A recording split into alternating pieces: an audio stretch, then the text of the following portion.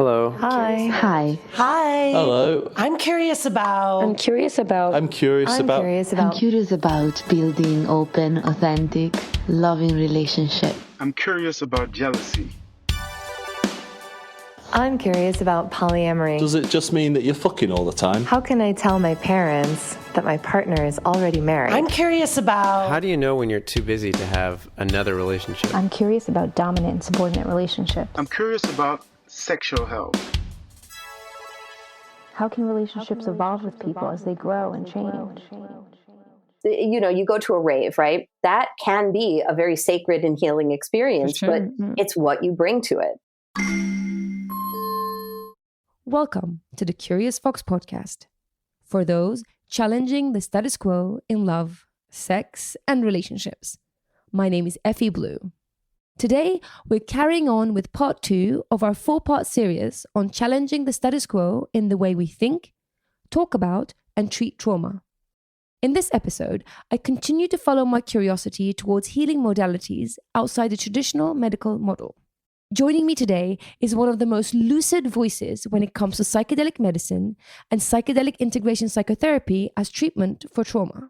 I'm Dee Dee Goldpaugh. I'm a psychotherapist and author. I specialize in psychedelic assisted therapy and psychedelic integration therapy, specifically with sexual trauma survivors. Beautiful. You do that so much better than mine. I've been doing this for so long, I still stumble. Welcome back to the show, Dee Dee. Thank you for having me back. I have known Dee Dee socially for many years from our shared community. And since I've been doing this podcast, Dee Dee and I have been having ongoing conversations about their work, which continues to fascinate me. Our conversation was comprehensive and broad, so I want to dive right in. Dee Dee's career evolution has informed the way they define trauma, so this felt like a good place to start. So, you know, I started my career as a psychotherapist in sex therapy. I was working with people who had sexual dysfunction. And of course, sexual trauma came up all the time. And I found that, you know, there's things I love about the discipline of sex therapy.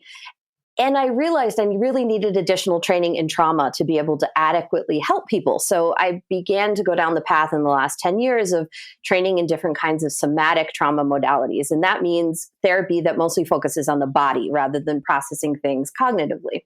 And even within this more sort of progressive paradigm for psychotherapy, what I began to see is that the medical model defines trauma fairly narrowly, right? That it has to be sort of a catastrophic event that impacts your ability to function. Or we also have a definition that came around in the 1990s of complex post-traumatic stress disorder, which is pervasive trauma that's existed over long periods of time and how that affects the personality structure and the functioning of a person. And within the psychotherapy world, what I found is, you know, clinicians were defining clinical success as, does this person have symptoms or not, right? Are they still depressed? Are they having flashbacks? And I realized really quickly, particularly with my work around sexuality, that that is not a life worth living. Just a life that's free from depression and flashbacks. So I really began to embrace this idea of what does it mean to think of trauma as, or I should say the healing of trauma as the restoration of pleasure and joy in your life. And so an expanded definition of trauma might really be any experience we have in our lives, large or small, that impact our ability to be present with pleasure in an enduring way. And I think that last caveat, in an enduring way, is really important, because if we're arguing for this expanded definition of trauma, then we also have to recognize that there's a subset of people that will overuse that term and even perhaps weaponize that term. You know, the communities that I circulate in are very much queer, poly, very progressive-minded communities, and trauma is a huge buzzword. And so it's important to kind of define trauma as opposed to stress, right? Because we can experience difficult things all the time. So, if, for example, encountering an opinion that you disagree with, that can be highly stressful. It's not necessarily traumatic, even though the experience might be very upsetting. It's about the enduring effects. So I'm looking at things that are as big as sexual assault, but are as subtle as growing up in a sex negative culture or growing up with the impact of, you know, religious oppression, and what impacts those have on our personality, because they really can be lifelong and they can deprive us of an erotically healthy life and identity. That is so interesting to me. That is a different way of looking at trauma, right? What I'm hearing you say is what we think of trauma are the symptoms, which is the depression, the anxiety, the isolation, the disassociation. And once we sort of solve for those symptoms, now there's no more trauma. But what you're saying, that's not the whole of it, because trauma also gets in the way of pleasure and joy and sort of fully experiencing life. But the way that we're thinking about it is like we get people from trauma to essentially surviving, but we kind of drop them there and we don't give them the tools and the further healing required to go into a thriving mode where you're also experiencing like pleasure and joy and sort of life fully, is what you're saying. And it makes so much sense. Yeah, absolutely. I mean, if you think about it, particularly in research, I mean, I'm sure there's a lot of psychotherapists that are independently operating in ways that are really consistent with what I'm saying. But if we think about how trauma is measured clinically, it's like, do you meet this diagnostic criteria or don't you? And it all has to do with the reduction of symptoms. But when we help a client get to a place where all of a sudden they're not in that dissociative state or hyperactivated state or whatever their trauma manifests as, there's a vacuum there, right? Like you've been dealing with that for so long on an acute or subtle level that there's almost like a relearning to open up to the world. And so I am interested in working with people around sexuality, but I'm also interested in working with people around sensuality, the sensuality of being in a human body, of being in nature, of connecting with community. That's an erotic act too, because it's deeply, deeply sensual. Yes, that makes so much sense. It reminds me of when people go on antidepressants and they say things like, I don't feel sad anymore, but I don't feel anything.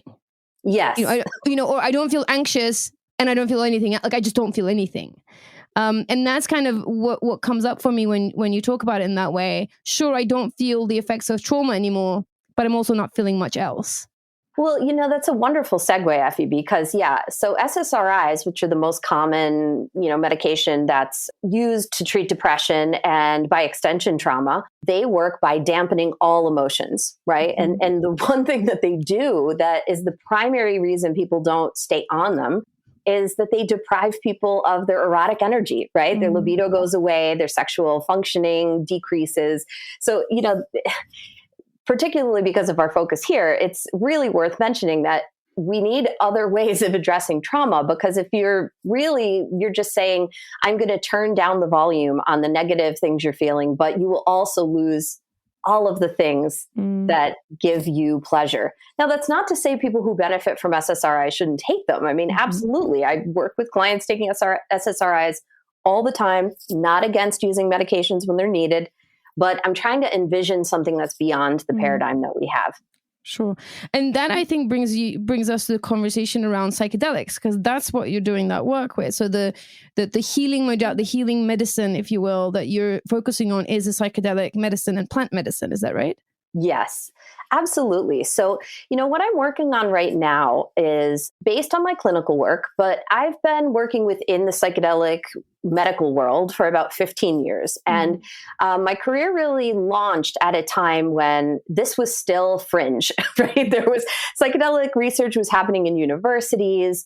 There wasn't training programs popping up everywhere for therapists who take short courses online and then want to deliver ketamine treatments. There's things about that are really amazing, that it is becoming more accessible. These are effective treatments, and I want to see people reach them. But, the tip in the psychedelic medical world in the past, really 5 years, we have like a couple of key things that happened. Like Michael Pollan's book comes out, How to Change Your Mind, right? And this turns a whole different cohort of people onto psychedelics. But that book really promoted a Western medical view of psychedelics. And it's extremely well written and well researched. I'm not doubting that, but it's an incomplete story about psychedelics. And then the rise of the sort of medical industrial complex and how psychedelics have been folded into that, what I began to see is that the respectability politics of the current psychedelic ecosystem distanced itself violently from what I believe is actually the most healing aspect of the psychedelic experience, and that's pleasure. Right? The majority of people are attracted to using these medicines because it's fun. right? Like there are definitely people who are seeking treatment for specific disorders. And my view of where psychedelics can grow, it's not opposed to the medical model. It should be standing beside the medical model. So I do think there's ethical ways of integrating psychedelics into the medical system, but not without looking at the flaws in our current medical system, right? Like these medicines are kind of hurtling towards a future because they're billion-dollar enterprises, and patenting them and patenting how the treatments are going to be delivered. I mean, it's almost gotten to a point where it's too big to fail. But I don't mind saying this on record, I think when we see the translation from research studies into, clinical use, we're not going to see these spectacular numbers that we get in these tightly controlled environments. I think psychedelics will be effective for a lot of people within the medical model. But again, you have to think about drug prohibition really is a response to the free love movement. Like there's a much more storied history throughout the 19th and 20th century. And I can touch on that briefly about I have this sort of idea that the war on drugs is also a war on pleasure, but we'll focus for a moment on the Controlled Substances Act, right? Which is really what takes psychedelics from the era that we imagine, the hippie era, free love, and how psychedelics are really wrapped up in this idea of sexual liberation and also opposition to war, right? We have this Controlled Substances Act, and then we have decades of propaganda that psychedelics are dangerous, that they will make you crazy, that they are not things that fit into a well-ordered society. And I think because in this new, quote unquote, psychedelic renaissance, we're trying to promote this idea that they're respectable medical treatments, we've had this violent backlash against everything that, kicked off the first era of prohibition. So I'm trying to be joyful and gentle voice that brings back this idea that, recreation is not a dirty word, that these substances for many people with the right kind of education can be used safely. And indeed, there are models that are outside the recreational model, like community-based healing models that I think hold tremendous promise to help people heal together, to help people heal their sexuality. And I'm so particularly interested in looking at that junction of psychedelics and sexuality because, sexuality is another thing that we just don't, that it still exists in a place where we have inadequate education. We have inadequate, space to express ourselves and to talk freely and to explore our own bodies. For sure. Yeah. Yeah. And everything that you're saying, it's so exciting. And I have my brain is shooting off in so many directions. One path I want to follow, and then I want to come back to sort of this idea of sexuality as a healing modality and how psychedelics can really aid that process. So I'm going to put a bookmark there, and I want to kind of take a sidestep into what you're saying about psychedelics. So my understanding is, at least in my head, psychedelics are kind of falling into two groups. The chemical cohort, and that is the LSD, the ketamine, that lot, and then the medicine side. So this is the psilocybin, ayahuasca, and kind of in that lot. And I think within that there are different approaches, right? Because the medicine cohort, if you will, are also about indigenous folks. It's also about sort of sacred approach to healing. It's about being one with nature and kind of a much more of a holistic approach. And I think it's interesting to me that those medicine are getting lumped in with the chemical medicine and are getting removed from their origins, their sources. It's a really complicated question you're asking, and I think it has a sort of multiple different, tendrils, if you will, about the paths you could follow for answers. So the first thing I'll say is that there are certain medicines that are derived from nature, as you mentioned, like psilocybin mushrooms, ayahuasca, mescaline-containing cacti, like peyote being a very important one, that have indigenous histories that extend back in some cases for thousands of years.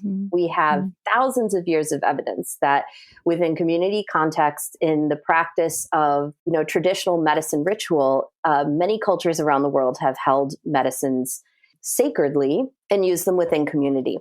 Now, I want to just briefly call out peyote because it kind of stands in a really interesting place in the plant medicine world, because peyote was, utilized as a sacrament in the Native American church. It continues to be utilized as a sacrament in the Native American church. And the Native American church developed out of a response to harsh and violent oppression and the forcible consolidation to Native Americans on reservations.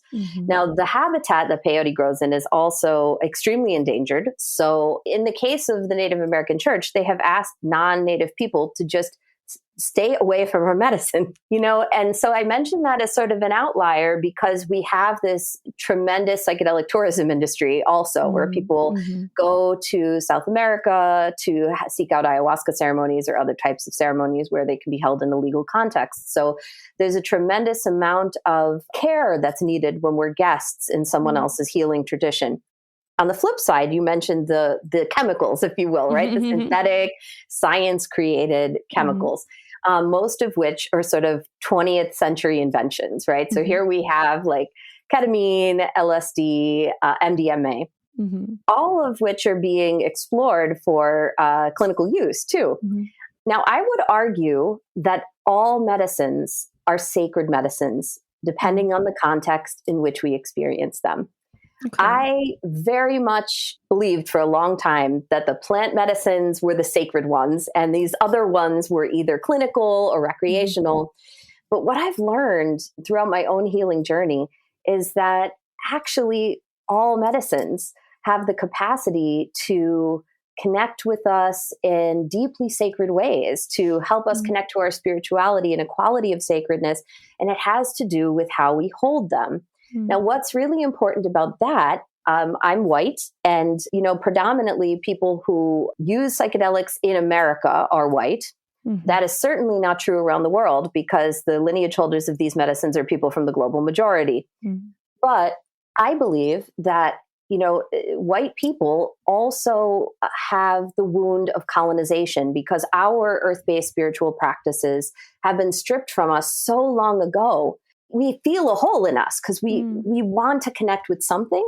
And so what ends up happening is harmful appropriation. People are trying to dip into other people's cultures because they just don't know where to look. And I think sometimes that can be quite malignant, but I think a lot of times it's a trauma that we just don't have any kind of cultural framework for knowing how to heal. So the reason it's so important to name these sort of synthetic medicines as ones that can also be sacred, because it means then that we can start to develop non-appropriative community ritual forms that can bring that quality of sacredness without appropriating somebody else's culture. So I am very interested in this idea of how can we use ketamine ceremonially? How can we use MDMA in ways that foster community together that can have all the same elements, music, ritual. And I don't think that's any less sacred. We're called to a moment where, our earth is dying, right? We're called to action that we have to create something that helps us to connect to the earth, to ourselves, to our communities in meaningful ways. And I think there are ways to do that with the medicines we have without having to, take something from a culture that doesn't belong to us. I love that reframing of looking at the synthetic medicine as something that we can build culture around that could be our own without taking away from somebody else. And also, I have to say, there is an underground culture around those medicine already. My youth was spent in the rave culture. Yes. And I know it kind of sounds frivolous and recreational, as you were saying earlier, but even we were young and silly and just wanted to dance our heads off, there was still some ritual and honoring of what we were doing. Absolutely. And self-care about what we were doing and community and music and connection around that culture.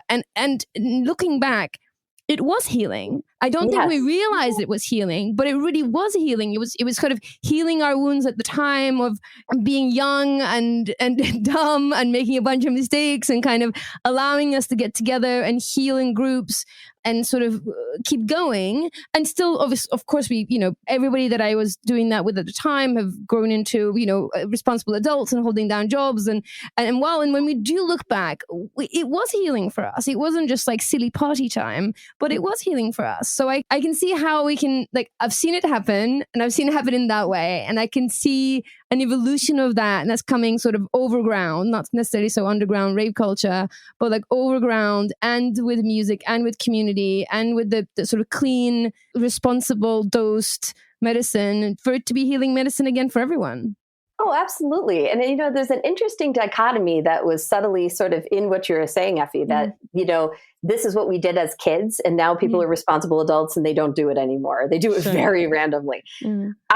I would say, why is that something that should only be the purview of young people, right? It's like, maybe you want to do it in a different way, but maybe that's part of what we lost, right? Is that there's this idea that you're young and you get to do these quote unquote frivolous things. But in fact, by bringing this quality of intention, right? So I think the difference is that there's, you go to a rave, right? That can be a very sacred and healing experience, but it's what you bring to it.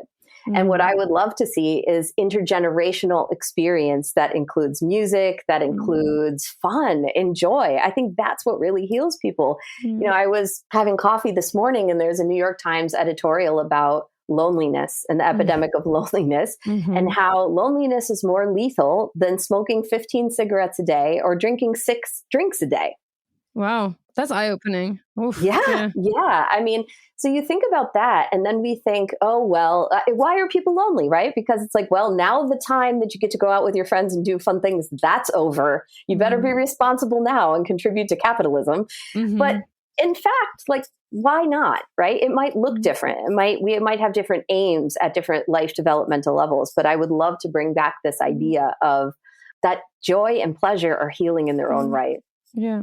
I mean, what you're saying is absolutely resonates with me. And as I reflect on what you're saying, I think the 2 reasons why it isn't that way that comes out from me. One, just the legalities around it, right? I think as young people, we have less to lose, and we're higher risk takers, and we kind of just go with the flow in that way. And I think as people grow up, they have more responsibilities, higher stakes, maybe families to worry about.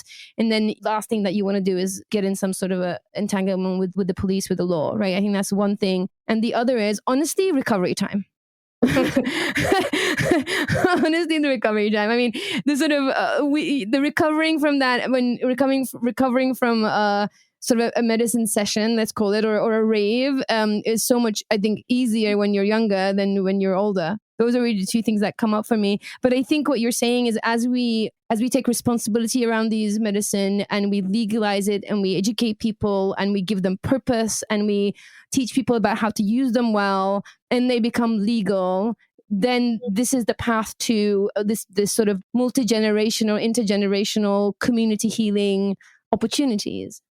Absolutely. And I think community is actually the antidote to a lot of what you're saying, Effy, right? Because the first point about legality, I mean, I have spent my career, despite the fact that I'm out here sort of kind of proposing these ideas about psychedelics that are definitely opposed to the dominant medical argument that's out there, I have been an incredibly conservative and careful person, right? Like when I've done my own healing work, I have been the person that's traveled outside of the country to do that because I'm a licensed professional. I've conducted my life in a very careful way. That being said, the decriminalization movement is sort of blossoming all around the country. And what has to coalesce with it is education. And not that this is necessarily a place that we want to spend a lot of time on and for this particular topic, but the decriminalization movement is mostly centered on decriminalizing naturally occurring psychedelics. So we're talking about plant psychedelics, right? And if we're saving sacred plants and we're not equally vigorous about saving the earth, we have sacred plants and no earth, no home on which to experience them. So I think, it's important that we broaden our activism and all fronts, right? Whether it's medical, meaning like we need now to reform the medical care system so it can be equitable and not racist and not transphobic. And the same thing with decriminalization. That needs to arise with environmental activism. So the second point about the recovery period, I think this speaks to how things may need to be different in different developmental levels. I am in my mid-40s and I don't necessarily want to stay out at a rave all night, even if that was on offer, right? So maybe it won't look that way, right? Maybe like what appeals to me in terms of what's joyful is going to look different. But if we legitimately had community care that would mean you could take a few days off and someone would be there to accommodate helping to take care of your home or your family or whatever you needed, right? That's how community care models might actually work. Sure. Yeah, that makes a lot of sense. And it makes a lot of sense. And it also brings up this like very idealistic vision of what it could be. The picture that you're drawing around this is very appealing to me. The idea that we could do it communally and it's healing and there's support that's built in and we're sort of reforming a failing medical system and the way that we think about, drugs and all that kind of stuff. So it's very, very appealing to me. Well, what I'd say about that is, I don't have any grand plan about how we reform a totally broken healthcare system. But what I can say is I think a lot of sort of utopian thought falls apart because we're thinking about doing it on a large scale. What if you thought about doing it on a 10-person scale? I think that's the thing. When we talk about mass revolution, and that's very much consistent with the first psychedelic golden age, right, of the 1960s, we're all going to turn on and tune in and drop out and all of this stuff. Collective movement. I mean, I think we've seen in most progressive movements that they often falter because we're resistant on working on what is truly a community level, which may be families and maybe small groups of friends. And so when I say community, I don't necessarily mean that. I mean, it would be fantastic if we had this large scale utopian revolution. I'm not holding my breath for that. But I do think that in a decriminalized landscape where people could be sure that they're working with medicines that are safe and that they're not legally at risk, there are ways that small groups of people can support harm reduction and support this kind of healing. Yeah. No, that makes a lot of sense. Okay, so I want to segue and then I'll come back to this idea of sexual healing and healing sexuality and sexual trauma. I want to do that by try to get a better understanding of how these two sort of paths deal with trauma. One being more of this symptom reduction, SSRIs, let's make sure people aren't having panic attacks and depressed. And then once we're done, mode, like path, right? And then the other is what we're talking about here through the aid of psychedelics is to let's get people connected to pleasure and joy again, and that in itself will heal the wound of trauma. Right? That's kind of my understanding. Does that sound about right to you? Well, it's a little bit nuanced because it's going to depend on the person. Sure. In my own trauma healing journey, the first medicine that I really worked with very extensively in my own trauma healing was ayahuasca. And that certainly wasn't experienced as pleasurable or joyful at the time it was happening, right? It was a lot about releasing big feelings, about re-experiencing prior trauma that had been really devastating for me. And, some people do have to go through that. I'm not saying that there's no place for the type of therapy or the type of psychedelic work that addresses trauma directly, because many times we have a tremendous amount of energy pent up in our nervous system and that it is never going to move in any other way than being addressed directly. So some people do need that, but my opposition is to seeing that as the culmination of healing, right? So for me, I don't think that this place that I'm in right now, where I'm really trying to talk about and advocate for pleasure-based healing, would be possible had I not had that more sort of acute healing that dealt with the really difficult stuff. But, what I found in my own healing journey is that once I moved past that, and that was from somatic psychotherapy and also from psychedelic work, that, many people kind of stop there. And certainly the medical model tells us, okay, your symptoms, we've checked the boxes, you're done, right? But persevering with the work opens up this place where we now have openness within ourselves. We have space to experience eroticism, to experience joy. And in fact, for sexual trauma survivors, to rebuild a healthy sexuality, to learn for the first time, like what it is to have, a relationship to sex and to one's own body that is a healthy, healed relationship. And, that, I think is the culmination. So it's like I see these things sort of occurring in tandem. Yeah, I understand that. Can you speak to more about how does psychedelics and just psychedelic medicine supports that journey, this sort of the sexual healing, and then bringing pleasure and joy, joy, and eroticism to form like a medicine in its own, right? Like to heal us. Like how does that work? Yeah, how does that work? Yeah. Well, that is so big a question. I'm writing a book about it. Right? Which I can't wait to read. there's so many ways to answer that question. So I'll try to do it in the most succinct way. And we'll look at it sort of in phases. So this is also dependent on the medicine you're using, right? All psychedelics are not the same. They have different kinds of subjective experiences. They have different kinds of outcomes associated with them. So I'll try to paint the broadest possible strokes. When we're dealing with the acute phase of healing trauma, psychedelics, especially psychedelics like MDMA, using MDMA as a model, since it's the one that's been studied clinically the most, specifically for trauma healing, induces a subjective experience that enables somebody to be able to tolerate what was once intolerable. So I think when we're talking about in this acute level of healing, that's what's really happening. Psychedelics are helping us to be able to feel through feelings to completion, to have big unexpressed emotions, to also have some distance. So we'll switch gears and talk about something like ayahuasca, for example. An experience that happens very frequently on ayahuasca is that people are able to re-access memories of trauma and almost re-enter the scene or re-narrate that trauma in some specific way that's healing for them. So, I think it would be way beyond the scope of the time we have to talk about all the different medicines and how they heal. But two examples are making the tolerable intolerable and being able to re-witness, re-narrate, or feel through terrible experiences to completion. So then we have this sort of what we would think of as maybe like a middle phase of healing. And that's the after effect of the psychedelic. So there, what we see, and this is drawn from clinical research, that people have an increased capacity for mindfulness, for example. So the way mindfulness might apply to sexual healing and sexual enhancement is that our brains are actually able to stay present with what's happening, right? We're able to be in one place. We're able to be with the sensations in our body. Another durable outcome of psychedelic research is that psychedelics broadly increase the personality domain of openness. So all of a sudden, what was a very rigid sexual script or rigid narrative around sex, there's the capacity to expand that, to see ourselves in new ways, to change the negative self-referencing beliefs we have about ourselves and our body.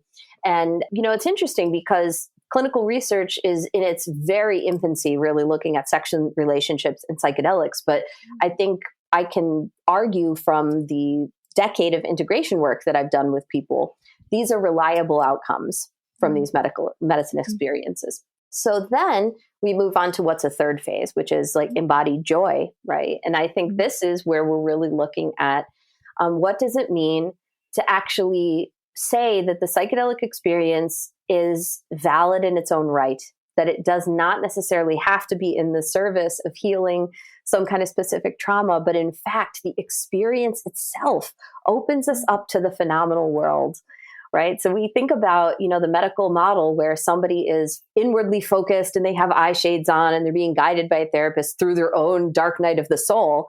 But, what that neglects is creativity. It neglects connection with nature. And I think naturalistic psychedelic use or ceremonial psychedelic use can incorporate this connection that is to the earth, to each other, and to our eroticism. So, yeah, I mean, if I'm not going on too much, I think Please, I can. carry on. I'm fascinated. keep going. I can integrate an important point in. So, working in this area, sex and psychedelics, the number one question I always get asked is about sex on psychedelics, right? Like, should I do it? Is that going to heal me? All of this stuff. And I think the answer is it's possible. And I think there's some harm reduction strategies that are really crucial around the idea of combining sex and psychedelics. And that starts with recognizing that sex is a medicine too, right? Sex is a very powerful energy. So whenever we're combining two medicines, we want to be very, very sure we know how both of them work in our system before we combine them, which means partner choice is very important. Being in it with a safe person, recognizing that our bodies may work differently when we're on a medicine. So that means we may be more focused on pleasure and sensual connection rather than orgasm-focused sex acts. And another feature of that is also, just being very aware that trauma can come up, right? In sort of unrestrained ways sometimes. So are we with a person who can really hold space for that should it come up? Now, I bring that point up because, again, even in this little kind of sliver of focus of sex and psychedelics, that seems to be the dominant conversation. What I want to also say that I think is equally important and lost in the conversation, that for me as a sexual trauma survivor, I spent, the early years of my life seeking relationships, seeking affirmation, wanting love from people. But when I actually had the opportunity to connect with someone intimately, I was often dissociated. I would often misuse alcohol to be able to tolerate feelings or control what would come up in an experience. So for me, combining a substance with sex has never been, for me, it lands closer to my trauma experience. So sex and psychedelics, in the way that's unfolded in my life, is that I've done sexual healing with psychedelics so that I can have sober sex in this way that's very psychedelic. And what I mean by that is mind expanding, connected, loving. So, the culmination for me was not having these crazy experiences that are combining all of these different substances and sexual experiences. It's more about coming home to myself, coming home to my partner, to be able to be fully present erotically, and how psychedelics have opened up the space in my life to be able to do that. So what I'm hearing you say is that sort of doing the sexual healing with psychedelics as a separate experience, and not necessarily actually having sex doing it, but sort of looking at healing around sexuality, how it feels, how it sits, like our sensuality, our connection to our body, healing the disconnection between the body and the mind and the pleasure, and doing that work separately so that you are arriving at a sober sexual experience, having connected with your body and feeling, joyful and as a wholesome experience. Is that what you're saying? That's how it was for me. Yeah, exactly. And I only mention that because, again, I think when people sort of tackle this topic, they're often talking about what substances they like to combine with sexual experiences or how that's enhancing. And it can be enhancing. Like if that's something that's enhancing for someone, I think if you're doing it with caution and proper harm reduction strategies, great, right? I'm not here to tell anyone the right way that their healing should unfold, but I also want to add that there's a dimension of how our sexuality can shift by coming back to these states of embodied joy, of mindfulness, of increased awareness and connection with our somatic experience. And sometimes that occurs in a psychedelic experiences, and then we walk that healing into our life and into our sexual relationships. Yeah. And then it also makes me think, especially with sexual trauma, the medicine that is sex and eroticism is kind of corrupted and it's become toxic, right? So if you're able to heal that through psychedelics, you're now unlocked the sexual healing, like the mode, if you will, within yourself, which was previously potentially toxic. Now, when you're actually having sex and enjoying sexuality, then it's healing again, right? Because I think what sometimes happens is, even though sexual healing is a thing, if it was corrupted because of a traumatic experience, it continues to corrupt as we explore sexuality. And once it's healed, then it can become a healing modality in itself, right? Yeah, I mean, absolutely. And, I think an important thing to remind ourselves is sexual trauma survivors often engage in kinds of reenactments that are an attempt at trauma mastery, right? So what you might see in a sexual trauma survivor early in their healing, it could look like dissociation and it could look like sort of aversion to sex, but it can also be really compulsive sexual behaviors. Now, I want to frame this very gently because, again, even in the field of sex therapy, there's certain approaches, right, that talk about sex addiction or are looking at sort of sexual behaviors pathologically or compulsively. But with trauma, we really want to situate that in a framework of what is the inner attempt at healing that's happening here, right? So I think that, the culmination of sexual healing is about restoring ourselves to some kind of balance, and also about dismantling the sex negative narratives that we have accumulated over our lives. Because on one hand, we have, again, these kind of acute sexual trauma, childhood sexual abuse, or, sexual assaults that, of course, are terrible. But I work with clients all the time who are unraveling their own sexual trauma. But what it looks like is being raised in a family with compulsive dieting, or being raised without any kind of sex education whatsoever, except abstinence only. And they come into their lives without having any idea how to actually feel pleasure, and so much shame, right? So it's really about dismantling the narratives, about healing shame. And I think that brings us back to a place of openness and choice. I mean, so many of, particularly of the women that I work with, this kind of psychedelic sexual healing, it doesn't lead them to be more sexual. It really is leading them to a place where they can actually identify the kind of sex that they want versus the sex that they don't want. Sure. Yes. Yeah. It's not about more, but it's about the quality of the sexual experiences that you're having and how you feel around them, I guess. Absolutely. It's about having sex that's worth wanting. Sure. I love that. I love that. Okay. So let me ask you this then. It's becoming more available and accessible, psychedelic treatments, like psychedelic medicine. How? Like how can people, where do you even start? So I know people are listening. We know our community. There are a lot of people who are, in their healing journeys, sexual exploration journeys, reconnecting with their body, reconnecting with their partners, expanding those relationships.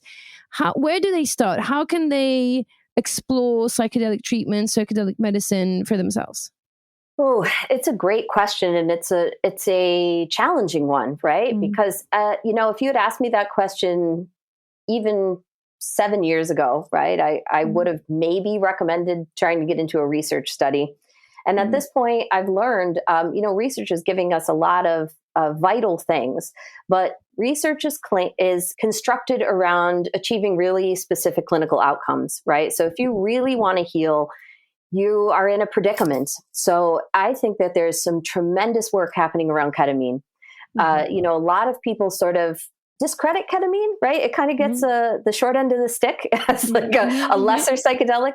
But having now worked with it in my practice and for a number of years, I've been able to develop some beautiful ways of working with people around trauma with ketamine.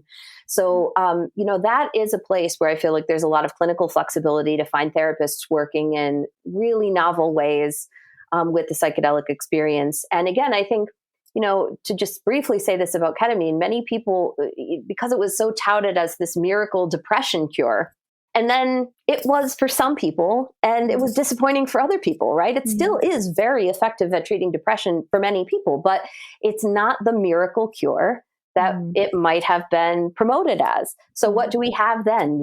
What do we do with the experience? What can we do with a non-ordinary state of consciousness to integrate that into our experience for healing? And I don't think ketamine disappoints in that regard, right? When we're in this guided kind of context. So, you also have there's a proliferation of retreat centers out of the country, right? And where psychedelics are legal. I would say to listeners to be incredibly careful and really vet where you're going and who you're doing it with. There are reports of sexual abuse occurring in those spaces. There are certainly people that are working in that space that are not operating ethically and are harming indigenous land, are overcharging people for treatment.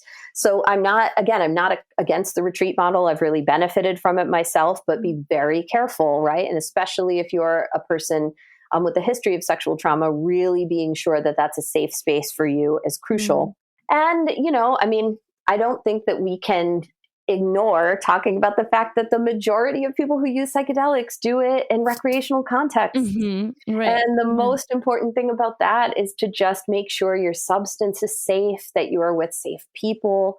A tremendous amount of the risk of psychedelics can be mitigated by just informing yourself, right? There are people that should not take psychedelics at all. But in the reality, in my clinical practice, I've seen very few cases of people having massive psychiatric contraindications to psychedelics. What I see much more frequently are people who are unprepared, even for recreational experiences, and then have huge emotionally traumatic experiences because things are coming up for them and there's no container to hold them. So again, if you're a user, I'm not endorsing any kind of illegal activity, but acknowledging that can and does occur. I would be very specific about who you're with, about creating a set and setting that's going to be safe and uplifting for you. Yeah, that's exactly what I wanted to explore, because I think it's still kind of hard to be in a clinical setting, even though we know it's not ideal, but still where we can be sure about the quality of the medicine that you're taking, that you're safe and around people that know what they're doing. That is still not easily accessible, but the recreational world is and has been for a long time. So if that is available, like what are some of the specific things that we can do? And what I'm hearing you say is pick the people that you're with well, make sure that it's a container that feels safe to you, know where your medicine is coming from as much as you can. And also, I think what I'm also hearing from you is find professionals who can do this integrated therapy that you do. Oh, absolutely. I mean, I think the emotional preparation piece, even for recreational work, is huge. Mm-hmm. So let's say you're having a self-guided journey, right? You're just going to do psychedelics with your friends. Still, I think the idea, whether you do that with a licensed therapist or whether you develop models for doing it yourself, right? Being really intentional about what do you want from that experience? What in your sober mind feels like safe boundaries, right? Like negotiating intimacy while on psychedelics is a bad idea. Right? So all of these things, right? Just really being emotionally prepared for what could come up. And again, we've woven the idea of sexual trauma into this conversation. If you are a trauma survivor, really being aware of what you need to feel safe, because it can come up in unpredictable ways, even in recreational and joyful contexts. Okay. And then what if it does, right? So we've done our best. We've done some emotional work. We made sure that we're among people that we feel safe in a safe space. And we're, doing our safe medicine. We got our hands on safe medicine, and things come up because that's the nature of the experience. What then? What can be done? Yeah. Well, I mean, look, it really I think you've got two choices, right? This is where finding a qualified psychotherapist with training in trauma becomes really important, because I help people who have had exactly that experience all the time. It can be really destabilizing to have a surprise experience of trauma emerging, particularly when you think you're going to Burning Man or you're going to have an experience with your friends, and all of a sudden you're thrust into this.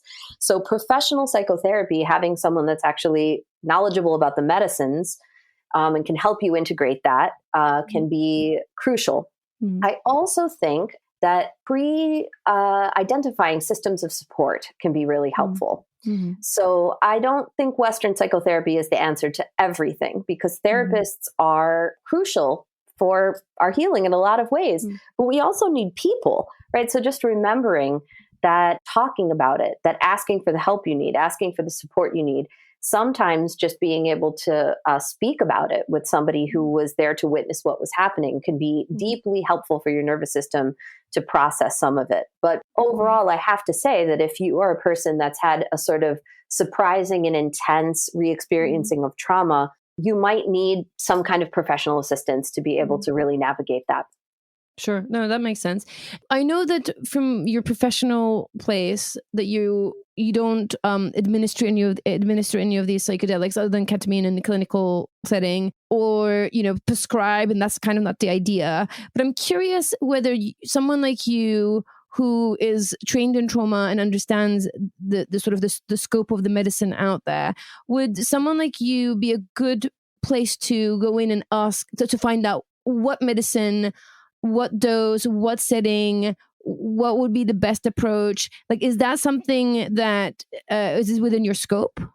Well, it's a great question, right? Because scope of practice for licensed professionals is, we're all trying to figure out what are the scopes of practice and what are the best practices. So I can tell you what I've done. I follow certain rules in my practice where I don't recommend anyone do psychedelics. I never tell someone you should go out and do this experience. And I also don't tell people where, right? And that can be really frustrating because people really are just trying to access safe medicines and safe guides. But I've always felt that I'm in some way accountable if I make a direct recommendation. So I don't do that. And I've found over the years that people do find their way to what they need. And once they've initiated that themselves, then I can engage in harm reduction psychotherapy, which is absolutely a clinically defensible practice. So with my clients, I am talking to them about how to get information on safe dosing, how to get what they need to make sure that the medicine they have is safe, and particularly how to vet underground providers, right? Like a lot of this work is happening with guides who are often unlicensed, and some of them are wonderful. I'm not saying that they aren't, but it's also because it exists in this kind of in the shadows. There is so much less recourse for you if something goes wrong. So there's some attempts in the field right now to create reputation management. So even in the underground world, we have ways of knowing if somebody has perpetrated sexual harm, how we can keep ourselves safer, and the community itself is trying to organize around that. But still, if you're not in the psychedelic community, if you're just naive to this world, you could really be in a place where you're willing to take the first thing that's on offer. And that can be really, really destructive. So that's why it's so important that as we have this medical revolution, we equally have decriminalization so that we can have community accountability and transparency. Yeah, of course. No, that makes a lot of sense. And that goes for, all these things, right? That goes for cannabis and it goes for sex work. There's like so many things out there that the decriminalization is essential for safety of everyone. So I definitely get that. What about choosing the right medicine, right? So something like ecstasy is very different than something like psilocybin, which is very different than something like peyote, right? Those are very, very different experiences. I imagine they also work in different ways and heal different aspects. Would that be right? Yeah. I mean, there's a lot of different considerations there. And so the first thing I would say is to be very wary of anybody, any guide or anybody out there that's promoting this idea that you have to do these heroic doses of any medicine in order for it to be healing, right? So the first harm reduction strategy I'd give to choosing a medicine is to start low and slow, as they say, with any medicine that you choose. So you really get to learn how it works in your body. And then there's, a host of interesting considerations, but a great place to start is just what are you drawn to? Right? If you're a person that's intuitively kind of drawn towards plants and nature, starting with something like psilocybin, which has an incredibly good safety profile in terms of psilocybin risk. Now, there's additional psychiatric risk, right, that happens with intense, non-ordinary states of consciousness. But, psilocybin is a very big entry point for a lot of people because of its accessibility and because of its safety. But the caveat I'd give there is like psilocybin experiences can be extremely intense. They can be strange and difficult to integrate. So again, like starting in really safe and reliable places and contexts with safe medicine is a good place to start. Many people gravitate to MDMA for the same reason, right? Because it has this reputation as being user-friendly. And I don't think that's a false reputation. But again, I'd give the caveat that MDMA can also have this quality of loosening the psyche. So unpredictable things can come up. People can think that they're in for this really sensuous, good feeling experience. And it can be that, but it can be a lot of other things too. So, when I'm talking about this with clients, I'm really looking at a matrix of different things. It's like, what is the person drawn to? What is going to be most safe based on their psychiatric history, their physical health? And where do they have access to a safe environment? Right? Like, I mean, I'll be honest with you. I do think ketamine is wonderful and healing, and I love working with it. But a lot of the proliferation of ketamine work and retreats are because of its legality. Right? So if you've got a client that really needs a safe legal context, maybe ketamine is not their first choice to work with, but it might be the right choice for them. So all of these things, I think, go into, in a prohibitionist environment, go into our decision-making. Sure. Yes. No, I think it's important also knowing yourself, I think is important as well. Like knowing, it's interesting what you're saying, like what you're drawn to. And I think sometimes I can imagine people who are dealing with trauma or trying to heal are disconnected with what calls them and are disconnected with that in the inner knowing, and that's kind of what they're trying to restore. And I think just being able to have a conversation with somebody about what their options are, and to almost to remind them, like, how do you navigate internally to find what you're called to, and if that is not available, maybe to make a logical decision. Something like MDMA, for example, has puts a lot of strain on the heart, so maybe some physical considerations, or like understanding the drug's profile and going, okay, well, that's the type of experience I feel like maybe I can start with. It's kind of what's coming up for me as well. Yeah, Effie, exactly. I mean, I think, again, if we go back to this utopian vision that we both talked about at the beginning of our discussion today, that opens up, I'd answer that question in an entirely different way. If we were in a world where we didn't have to worry about legal risk, and we could make sure that these medicines were safe before we use them, as safe as possible for us. There's a risk to anything. There's a risk to taking Tylenol.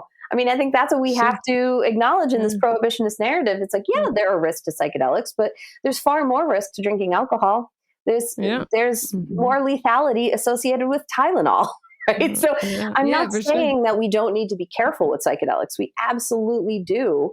And, I think a lot of the problems will begin to work themselves out, or we'll be able to have better kinds of recourse and accountability for example, sexual harm that occurs in psychedelic spaces when they are decriminalized. Yeah, no, it makes a lot of sense. Dee Dee, thank you so much for your time and your sharing your wisdom. And thank you for coming back on the show. Thank you so much for having me, Effie. To learn more about Dee Dee and hear from her, jump on Instagram at Dee Dee Goldpaugh. Also, check out her website, www.deedeegoldpaugh.com and chrysalisintegrativetherapy.com.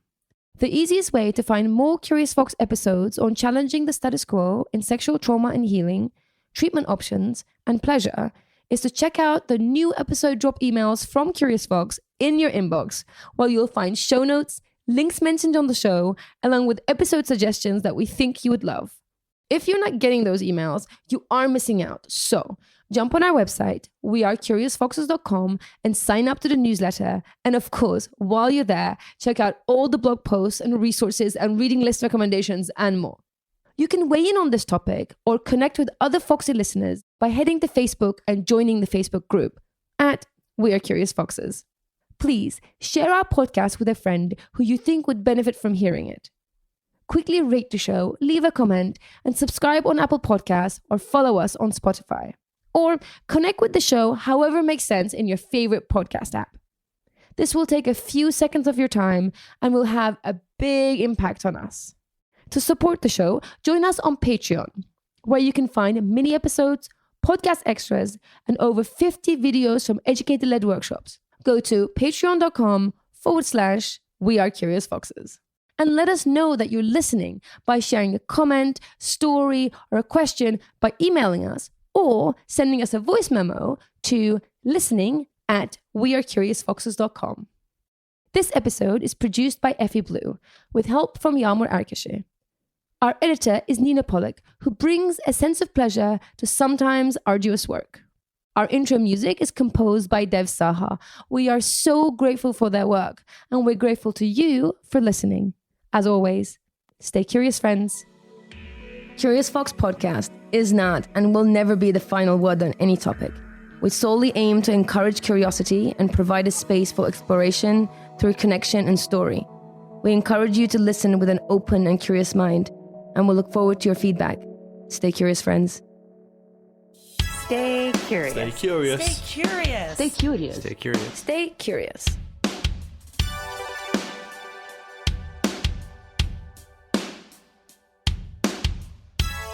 Stay curious.